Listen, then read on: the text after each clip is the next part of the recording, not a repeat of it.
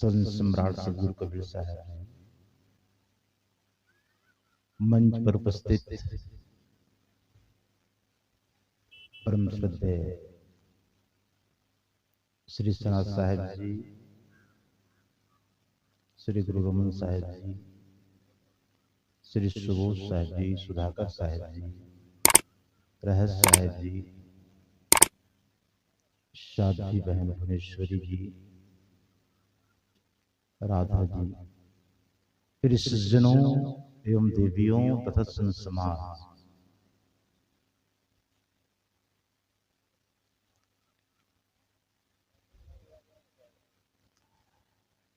नई जागीर में एक सूत्र है,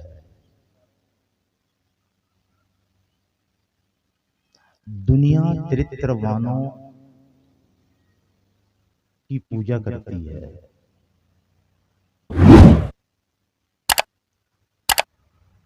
और चरित्रवान का ही सारा समाज सम्मान करता है।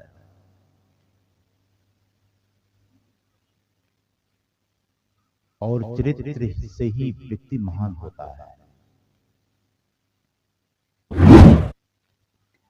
सूत्र में कहा गया है कि पूरी दुनिया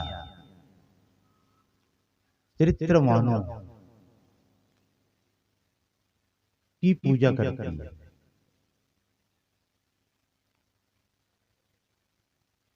जिस चरित्र की बात हम और आप सुनते हैं, उस चरित्र को हम किस ढंग से देखते हैं, कैसे समझते हैं। जो चरित्र को हम देखते हैं उसकी दृष्टि सिर्फ छोटी सी और एकांगी होती है। हम एक ही दृष्टिकोण से चरित्र को परिभाषित करते हैं, जिसमें खासकर जिस दृष्टिकोण पर हमारी नजर है वो है falling in love, falling in body, attachment of the body.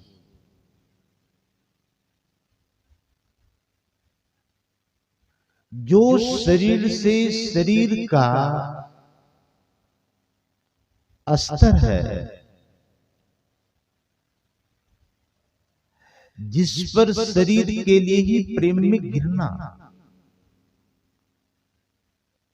उसी को हम चरित्र समझते हैं। और जो व्यक्ति एक शरीर को पाने की कोशिश में उस शरीर पर गिर जाता है, उसको हम चरित्रहीन कहते हैं। मगर बात सिर्फ इतने भर से चरित्र का निर्माण नहीं होता। हाउ टू बिल्ड कैरेक्टर,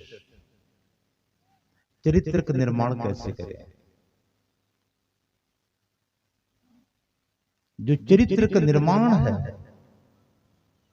वो कहीं बाहर से हुआ नहीं जा सकता। उसको बाहर से आप उसका निर्माण कर भी नहीं सकते, क्योंकि उसके सारे आयाम कोई बाहर नहीं है। चरित्र का सारा आयाम आपके अंदर है और वो आपसे ही प्रस्फुटित होता है। जैसे आपके सामने ये शरीर दिखाई देता है, मगर शरीर केवल एक वस्तु नहीं है। इस शरीर में आंख है, कान है, नाक है, जीभ है, बाल है, दांत है और बहुत सारे अवयव, बहुत सारे अंग हैं। इन समस्त अंगों का एक समुच्चय शरीर कहलाता है।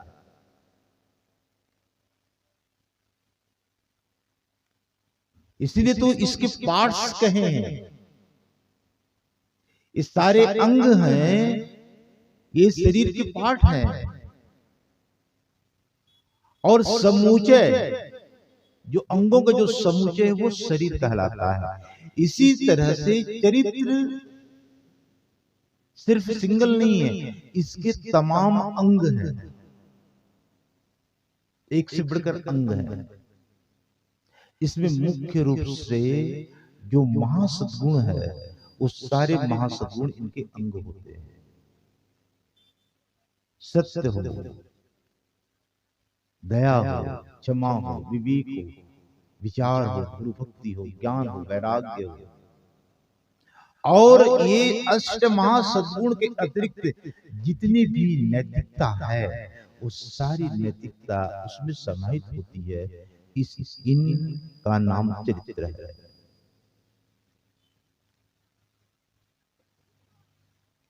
जब व्यक्ति के जीवन में ये गुण आ जाते हैं तो उसका चरित्र ही वैसा हो जाता है जैसे हम किसी गुब्बारे में हवा डालते हैं तो गुब्बारे फूलता है। हवा डालने के पश्चात फूलता, जैसे ट्यूब में वो ताकत नहीं होती है, मगर जब उसके अंदर हवा डलती है तो वो ट्यूब को फिर टायर पर डालते, फिर उसमें पता नहीं कितने टनों का वजन हम डालते हैं। जो मेरे जीवन है, इस जीवन में ही उन सद्गुणों को लाकर और साथ में जितनी भी नैतिकता के और अंग हैं, जैसे नीति। सदगुरु कबीर साहब जी अपने बहुत सारे शब्दों में नीति की बात भी कही है। अन्य मत पंथ संप्रदायों में भी नीतियों की तमाम बातें कही गई है।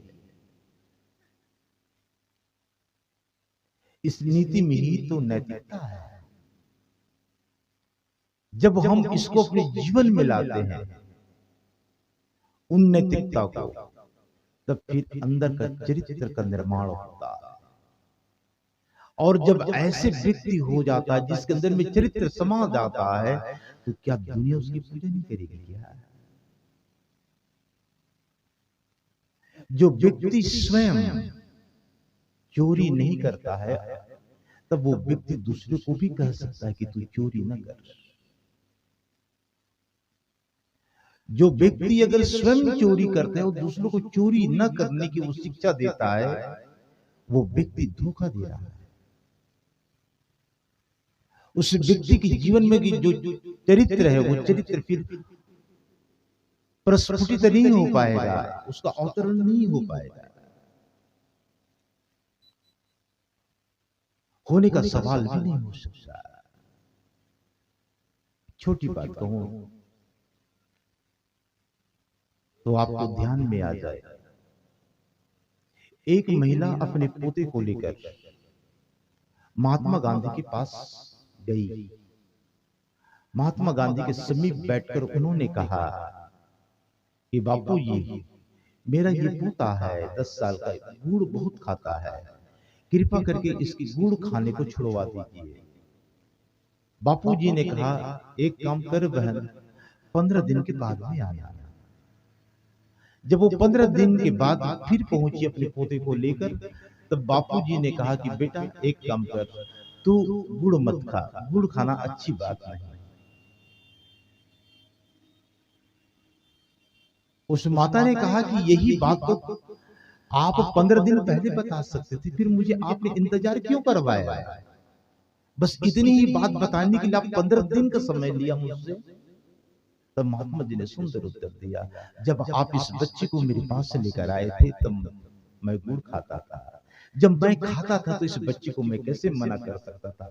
मैंने 15 दिन हो गए उस गुड़ खाए छोड़ दिया। तब आज मैं इस बच्चे को भी कह रहा हूं कि बेटा तू गुड़ मत खाना। उस व्यक्ति की वजनदारी है। जिस चीज को हम अपने जीवन में कार्यान्वित कर लेते हैं, जिस चीज को अपने जीवन में हम आचरित कर लेते हैं और उसका जो प्रतिफलन अनुभव हमारे सामने होता है, उसी से आप इस दुनिया में पूजनीय होते हैं। आपके अंदर अगर नैतिकता आ जाए, फिर आप कभी क्या असत से बोल सकते हैं? क्या आप फिर किसी को गाली दे सकते हैं? आप किसी को अपशब्द कह सकते हैं? क्या आपकी नजर किसी पर गलत जा सकती है? कभी नहीं। क्योंकि हम सब अंदर से बिल्कुल खाली हैं, टोटल एम्प्टी, शून्य है हम अंदर से। हमारे अंदर में कोई सद्गुण का छोटा सा भी अंकुर हृदय में नहीं है। अंदर टटोल के देखो, बिल्कुल खाली। हम खाली हैं इसलिए तो हम गाली देते हैं, हम खाली हैं इसलिए तो लोगों की वस्तु को देखकर हम लालच करते हैं। हम खाली हैं अंदर, इसीलिए तो हम एक दूसरे से झगड़ते भी हैं, राग भी करते हैं, ईर्ष्या भी करते हैं। अंदर हम भरे ही नहीं। आदमी बाहर से बहुत संपन्न होता है, आदमी बाहर से बहुत भर भी जाता है, मगर विपन्नता सदा अंदर बनी रहती है। इसलिए व्यक्ति कभी चाहकर भी सुख को उपलब्ध नहीं होता। सुख फिर मिलेगा कैसे? और सुख की आकांक्षा तो हर व्यक्ति की है। कोई भी व्यक्ति इस दुनिया में नहीं चाहता है कि मुझे दुख मिले, मगर सदा दुख ही मिलता है। क्यों? किस लिए? क्योंकि अंदर जब खाली है तो सब कुछ खाली ही नजर आएगा। अगर अंदर जिस दिन भर जाएगा, उस दिन कुछ और होगा। अंदर में जो भरने की प्रक्रिया है वो बिल्कुल हमारी उल्टी है। हम बाहर भरते हैं, अंदर खाली रखते हैं।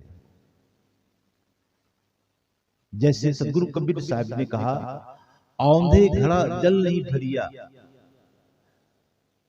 तालाब में चले जाइए, कुएं पर चले जाइए, हौदियों पर चले जाइए और घड़ा के मुख को अंदर डालकर फिर उस घड़े में पानी भरना चाहो, पानी कैसे भरेंगे आप? घड़े पर अगर पानी भरना है तो घड़े की जो पेंदा है उसको पानी के तह पर डुबाना होगा और मुंह को ऊपर रखना होगा, तब मुंह से पानी जाएगा। हमारी जीवन प्रक्रिया सदा उल्टी रही है, क्योंकि हमारी समझ बड़ी छोटी रही है। और इस बात को भी नोट कर लीजिएगा। पैरों में लगी मोच और हमारी छोटी सोच, पैरों में लगी मोच और हमारी छोटी सोच इंसान को कभी आगे बढ़ने नहीं देती। कभी इंसान आगे बढ़ ही नहीं सकता। पैरों में मोच लग जाए, मैं कहूं दौड़ो, क्या आप दौड़ पाएंगे? मैं कहूं चलो, आप क्या चल पाएंगे? जो हमारी सोच है वो भी बिल्कुल ऐसी ही है। जिस व्यक्ति की सोच छोटी होती है वो आदमी बहुत छोटा सोचता है। उसकी जो देखने की नजरिया भी होती है वो वैसी ही होती है। फिर उसके अंदर क्यों? उसका अंदर खाली का खाली है। जब खाली होता है हृदय तो कुछ भी अवतरित नहीं हो सकता, आ नहीं सकता। चरित्र का जो निर्माण है वो हमारे छोटे छोटे गुणों के कारण होता है, और इस समस्त गुणों का समुच्चय ही चरित्र कहलाता है। और जब ये चीज भर जाती है, उसी दिन वो व्यक्ति महान होता है। आदमी महान कैसे होता है? जब वो सद्गुण हमारे जीवन में भरते हैं तो कर्म भी हमारा अच्छा होता है। जब कर्म अच्छा होता है तभी एक दिन आदमी आपको जानता है। इसलिए मैं कहता हूं, अच्छा कर्म आपकी पहचान है। अच्छा कर्म ही आपकी पहचान है, वरना एक नाम के तो हजारों इंसान है। इस दुनिया में एक नाम के हजारों इंसान, कौन इंसान किसको पहचानता है? कोई नहीं पहचानता, भूल जाते हैं। हजारों व्यक्ति एक नाम के, मगर आपका जो कर्म है वही आपकी असली पहचान है। जब अंदर भरना शुरू करता है तो कर्म भी एक पहचान बन जाता है। हमारा प्रत्येक काम भी पहचान बन जाता है, और वही पहचान तो दुनिया के लिए एक अमिट हो जाती है। और उसी अमिट के लिए आज सदगुरु कबीर साहब जी को 626 वर्ष होने वाले हैं। वो इस धराधाम पर नहीं है, फिर भी जगत में नाम है। भगवान बुद्ध को 4,500 वर्ष हो रहे हैं, है नहीं, फिर भी नाम है। जीसस क्राइस्ट को 2023 वर्ष हो रहे हैं, आज है नहीं, फिर भी नाम है। मोहम्मद को 1400 वर्ष हो रहे हैं, है नहीं, फिर भी नाम है। ये उनके कर्मों का ही काम है, उसके कर्मों का ही ये गुण है, इसलिए उसका नाम है। तो जीवन में जब चरित्र समा जाता है, अंदर हृदय भर जाता है, तो कर्म भी सुंदर हो जाता है। और इसी कर्मों को लेकर हम सबको आगे बढ़ना है। आज तो एक छोटी सी पहचान के रूप में थोड़ी बात मैंने कही, कल अवसर मिलेगा तो फिर पुनः आप सबों से रूबरू होऊंगा। आज के लिए इतना ही। बोलो सदगुरुदेव की जय। बहुत ही गूढ़ रहस्य युक्त बातें श्री गुरुदेव जी के श्रीमुख से हम सभी लोगों ने स्मरण किए। वास्तविक में यदि हमारे कर्म, हमारे विचार पवित्र हैं, नेक हैं, तो बंधुओं हमें महानता की ओर ले जाने से कोई रोक नहीं सकता है। हम अपने जीवन में प्रयास करें कि जितने अच्छे से अच्छे कार्य हमसे हो सके, समाज के लिए हम जितना अच्छा से अच्छा कर सके, साथ साथ अपने लिए भी जितना अच्छा से अच्छा कार्य कर सकें, ये निरंतर हम लोगों का प्रयास रहना चाहिए। साहिब जी के पावन श्री चरणों में बहुत बहुत मैं बंदगी करता हूँ कि ऐसे सद्विचार हम सब लोगों को प्रदान किए हैं।